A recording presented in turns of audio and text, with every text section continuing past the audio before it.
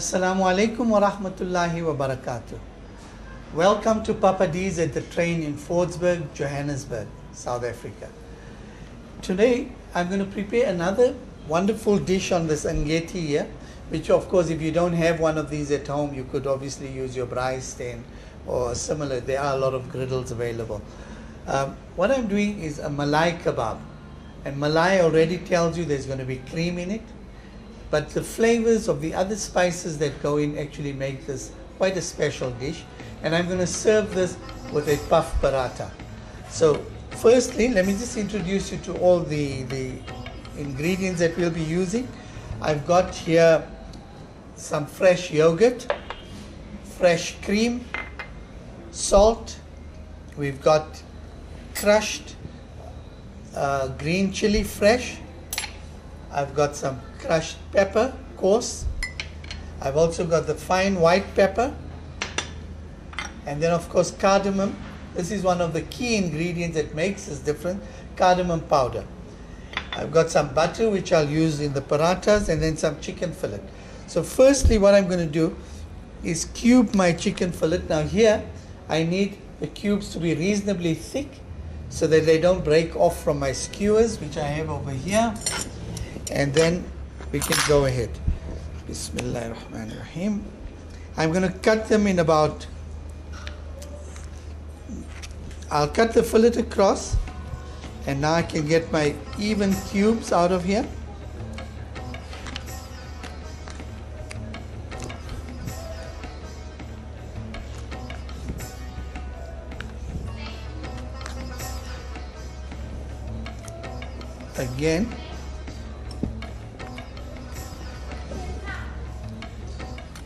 Again, we'll be using these cubes.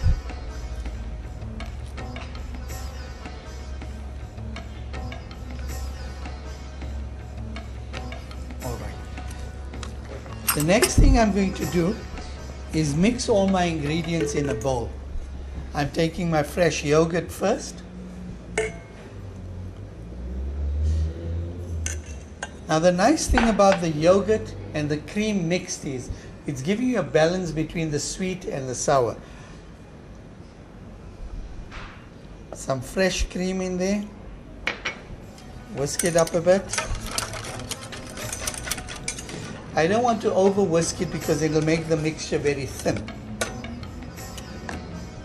I'm going to add my salt, some pepper. The cardamom I'm using a bit generously because I want the cardamom flavor. And then the coarse pepper. And lastly, the crushed green chilies. So as much as this meal may be a bit on the sweetish side because of the cream, I'm actually adding the green chili, which is nicely chopped up. And you could use it to your discretion. And now I'm going to mix this all up.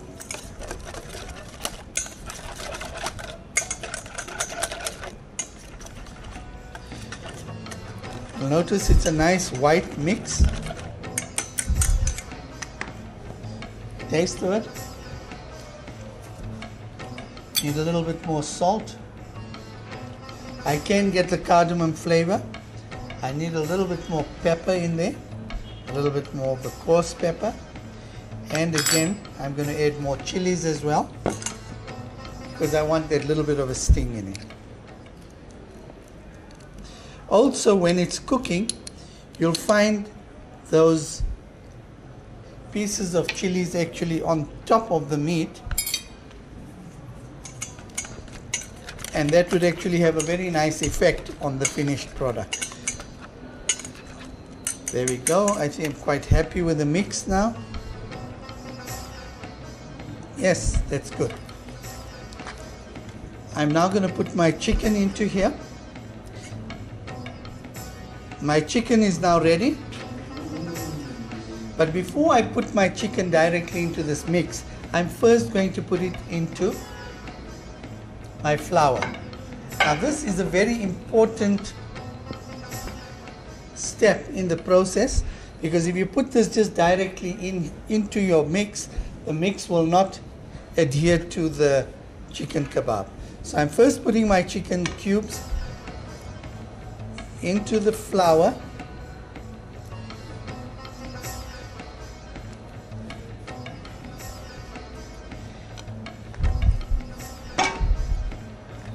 Toss them about a bit so they're nicely coated.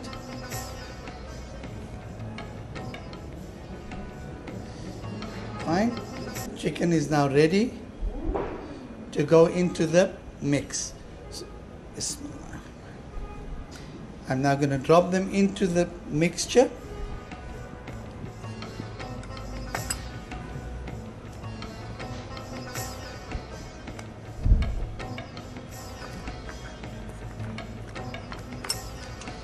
Mix it up a bit.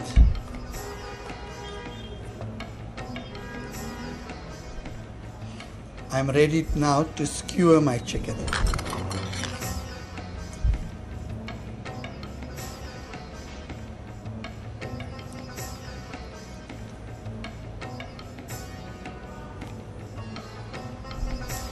After this is done, I can actually spoon on more of the mixture to make sure that the kebabs are well coated with the mixture.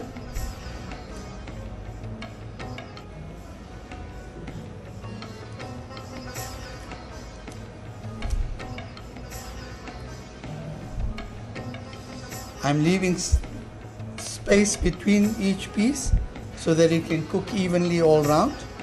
You'll notice the chilies and the coarse black pepper actually visible on the skewers. I'm just going to add some more of the mixture to them.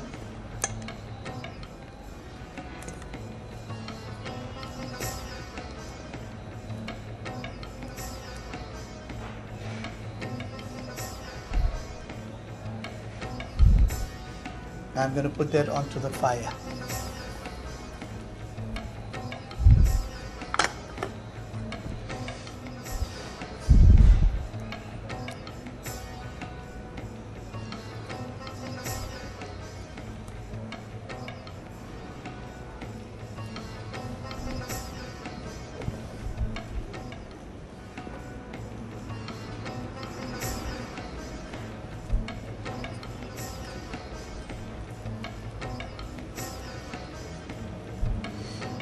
You can get the flavors of the cardamom and the green chili coming through now that it's on the fire.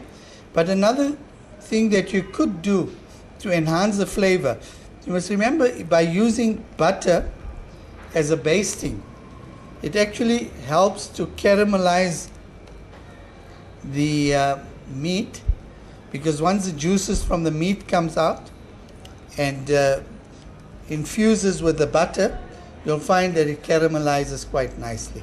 Be careful, the skewers are hot. I just need to turn them around.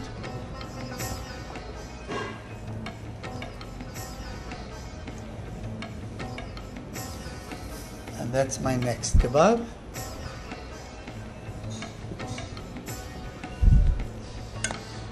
While that's happening, I'm going to prepare my puff paratha.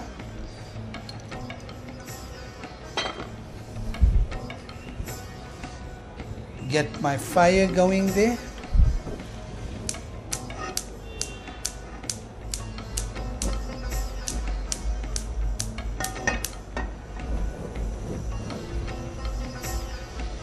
Now for the paratha, I need a reasonably hot pan because I really want it to come up and puff up.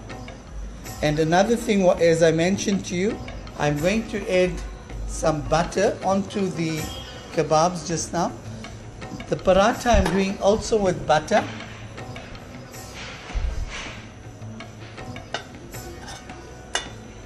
And I'm using a little bit of olive oil with it.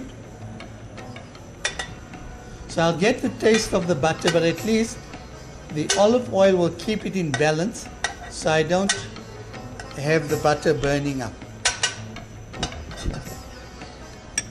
I also don't want to use too much because then my paratha will soak it all up.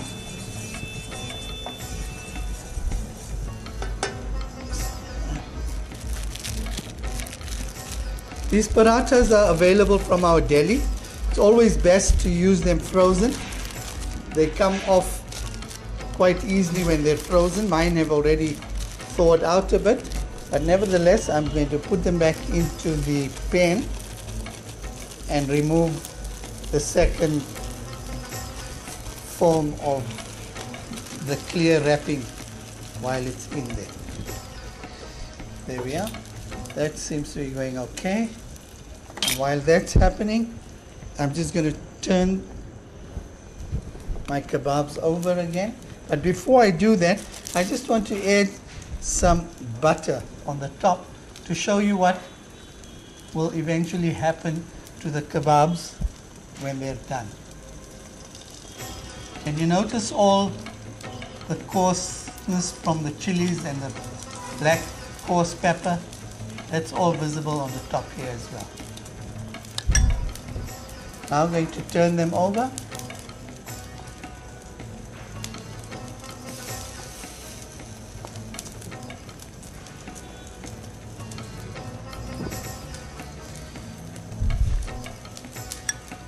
Once again, coat the other side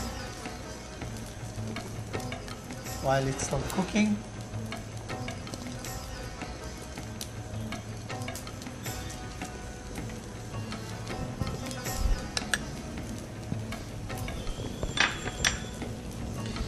My paratha has come up quite a bit, so I'm just going to flip it over. Can you see that? Lovely golden brown. The important thing is to have a nice hot pan. I like my parathas crisp on the edges, and of course by it puffing up, it cooks through on the inside with the steam. So I'm just going to let the other side brown a little bit as well.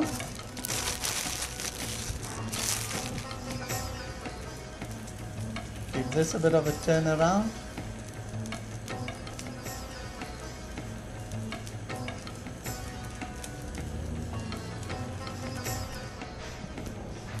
Chicken cubes take a little longer to cook because of the thickness of the flesh. So that's why if you do cut them also not too thick, reasonably thick as I've got them here, allows them to cook quite nicely. You can now see most of the cream and the yogurt burning off, and you can see the chilies and the coarse pepper, all that coming through now on the kebabs. This is quite an exciting taste. The cardamom just gives it a totally different flavor, and it's excellent as an accompaniment or even as a main meal. You could have other side dishes to serve with this, but I'm today just going to serve it with a puff paratha, which I've burnt. Okay, so we'll cut that bit out with the puff paratha. And my puff paratha is now ready.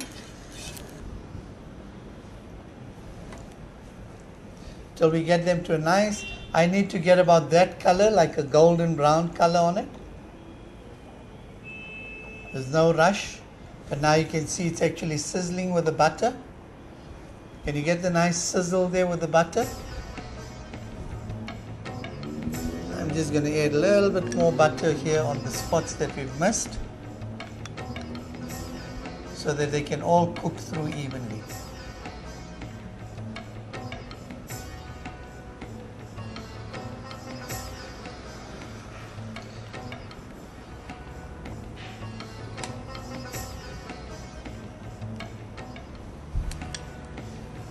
Go. Our meal is nearly ready. I'm going to carry on because I'm going to sort of end it on the fire here, and then after that we'll present it on the plate. All right, because now I don't have another container to put them into.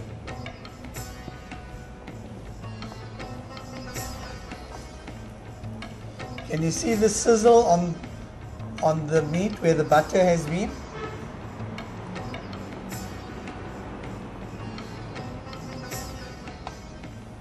I just need them to brown nicely.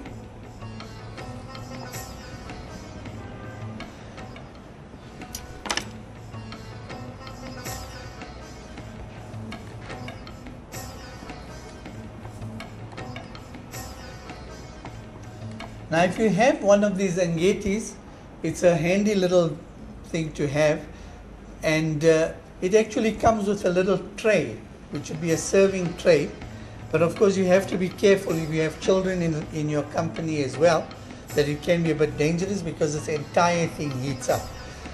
Once the tray is in, you can actually slice some onion very thinly, put a little bit of butter with olive oil again, and then place your meat on top of the onions so that your meat doesn't burn any further. So your cooking process almost stops, and when you're serving it, the caramelized onions actually enhance the flavor of the kebabs even further.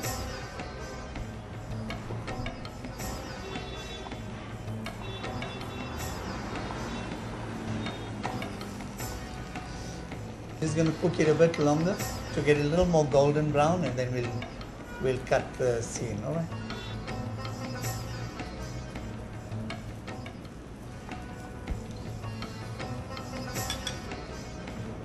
I'm just going to try and cook it on one side fully, just for the look.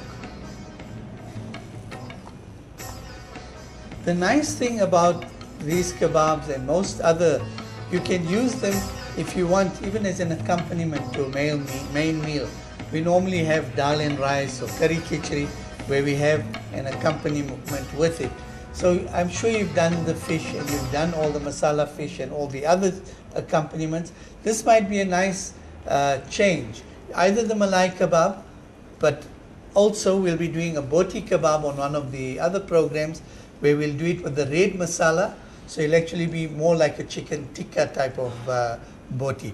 But this one here has got a nice delicate taste, and as I say, you could serve it as a main meal or even as an accompaniment. I'm just going to check if my kebabs are now ready.